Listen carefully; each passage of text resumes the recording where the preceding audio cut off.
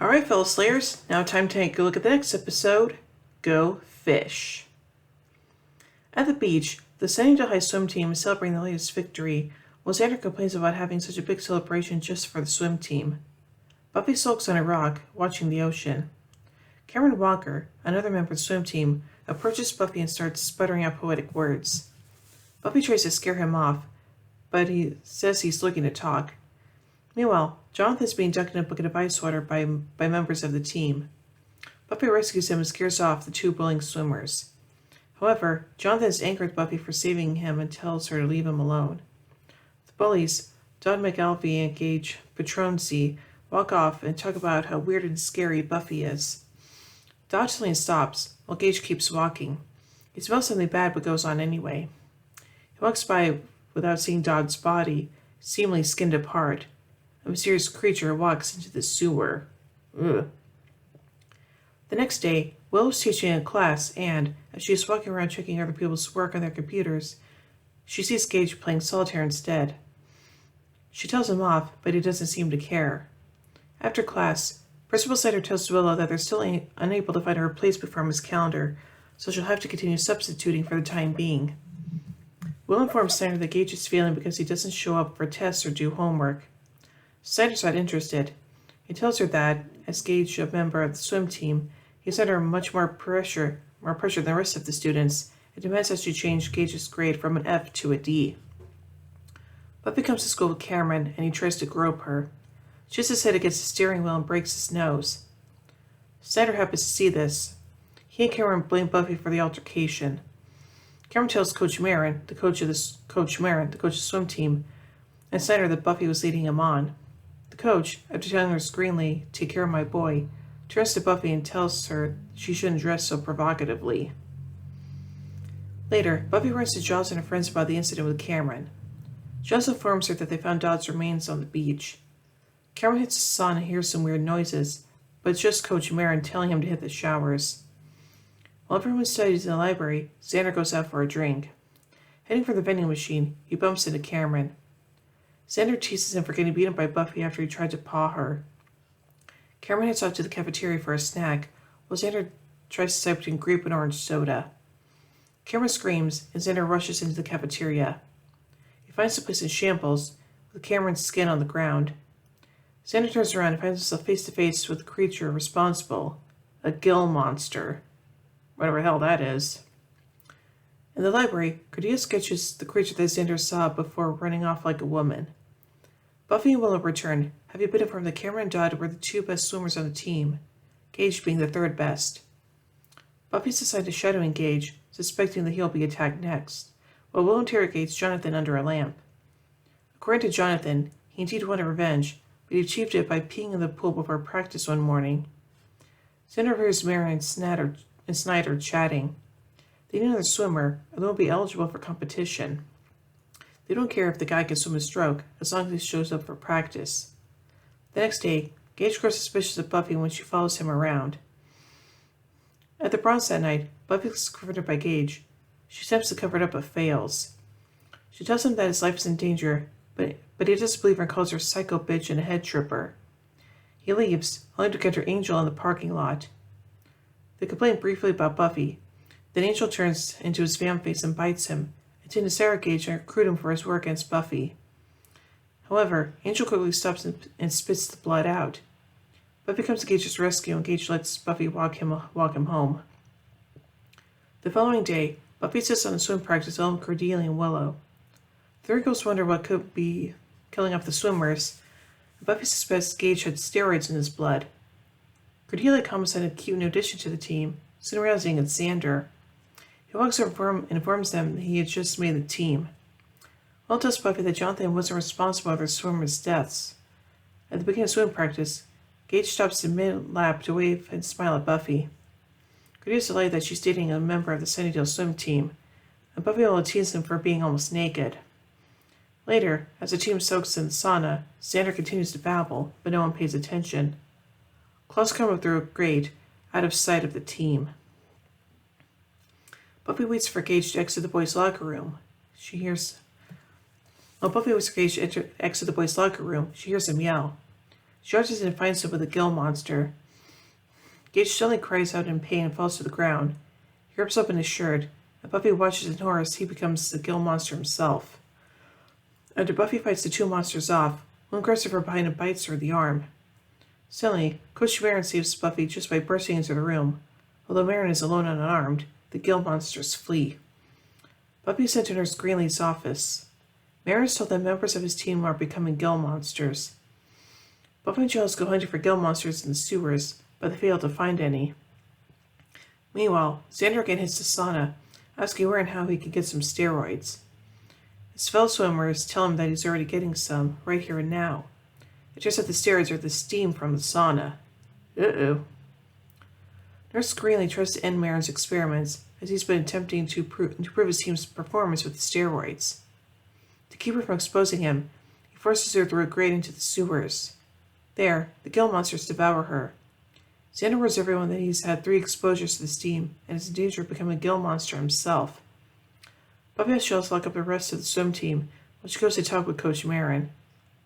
She confronts him and demands information about the steroids he's been giving them, telling him he'll go to jail. Instead, the coach pulls a gun at Buffy and forces her in the same hole where Nurse Greenleaf was killed. The coach explains to Buffy that, whilst monsters have already had their dinner, she's there because boys have other needs.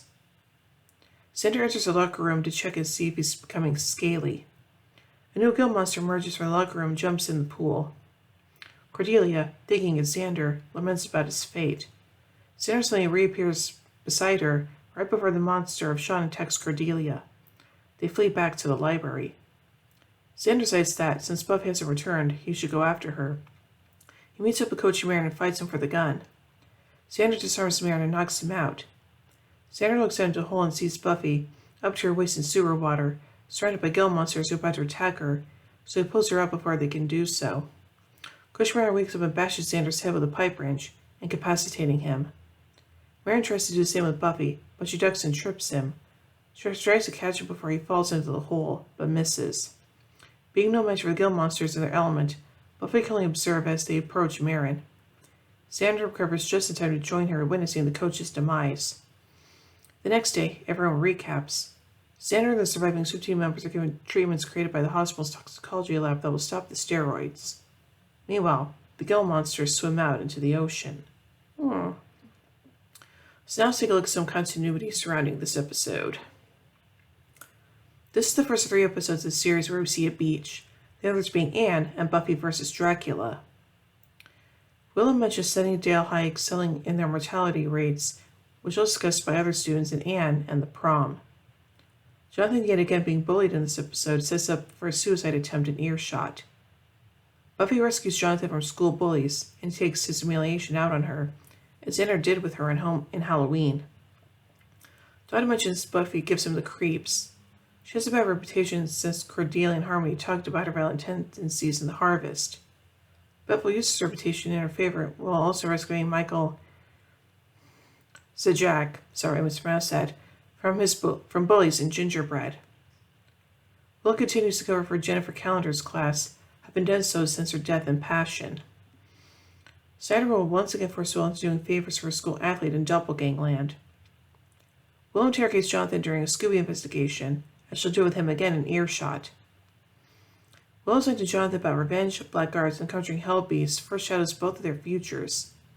Jonathan will conjure demons as a member of the trio, and Willow will seek vengeance on Jonathan. Briefly part of the swim team in this episode, Sandra will wear their shirt No Future for You, Part 1. The nurse and coach are the 5th and 6th members of the Sunnydale High faculty to die in the course of the series, after Miss Callender. Buffy will recall the events of this episode when listing the dangers of Sunnydale High in lessons and Storyteller. While investigating a case of victims having all their skin remains in a gym, both Angel and Cordelia will recall the gill monsters, asking about steroids and anyone green and scaly. So now let's take a look at some behind-the-scenes stuff, beginning with some production notes. This is the first episode written by David Fury, in social collaboration with his wife, Ellen Hampton. This episode was really intended to be placed before Angel loses his soul. Accordingly, Angel is barely in it. This is the last time the opening prologue is used in the series. Cordelia's line, Kept slaves, remember, was dubbed.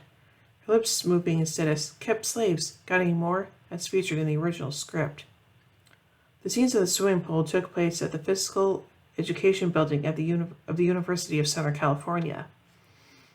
Wentworth Miller, who portrayed Gage, talked about his first on-screen acting job. Quote, honestly, I was completely out of my depth and doing whatever I could to keep up. The Guthers prosthetic piece covered with scales to my chest, and there was a piece over it that looked like human skin. I had to peel through the top layer to reveal the piece within. Deep in the third hour of this, the makeup artist says to me, we have one of these pieces together, so you need to get this right. Hollywood can be a deeply strange place. Yep.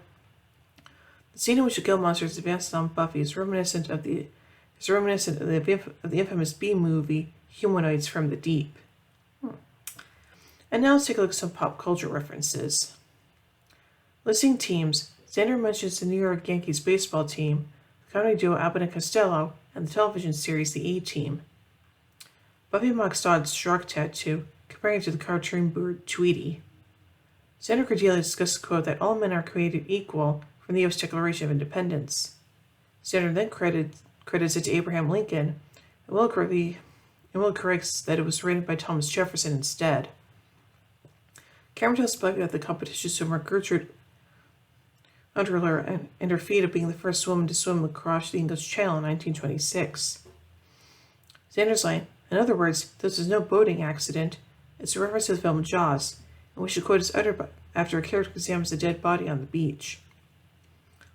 Willow compares Todd's transformation to sandwich cookies from the brand Oreo. Gage calls Buffy Twisted Sister, the name of a famous heavy metal band. Cordelia refers to Xander as Chicken Little, which was an alternate title of a folk story involving a chicken who falsely thought the world was ending. Xander describes his exposure to steroids as three times the fish guy, a reference to the 1978 song 3 Times the Lady by the Commodores. Cordelia attempts to refer to the movie The Creature from the Black Lagoon when she's afraid that Xander will turn into a gill monster, but she says, the creature from the Blue Lagoon. Xander corrects her that the Blue Lagoon is a movie starring Brooke Shields. Yep. So overall, I think this episode, again, is just okay. And like I said, there's not really a whole lot going for it storyline-wise, so yeah. So overall, I gave the episode Go Fish 3 vampire steaks out of 5. Well, and tune in a bit as we take a look at the final episode review of the day, which is Becoming Part 1. So, until then, here endeth the lesson.